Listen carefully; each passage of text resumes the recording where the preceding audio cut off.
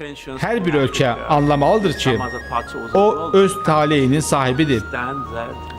Onlar bunu nə qədər tez başa düşsələr, bu onlar üçün bir o qədər də yaxşı olar. Çünki əgər siz həmişə kimisə yardımına bel bağlasanız, birincisi bu sizi zəiflədəcək. İkincisi bu yardımın daimi olacağına dair heç bir zəmanət yoxdur.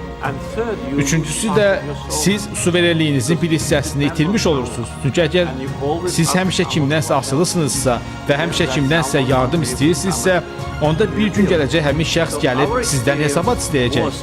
Bizim təcrübəmiz uğurlu olmuşdu və onun uğurlu olması sübuta yetirilmişdi. Yəni biz öz resurslarımıza güvənirdik. Biz suverenliyimizi və ərazi bütövlüyümüzü özümüz bərpa etdik və indi də gələcəyimizi özümüz qururuq.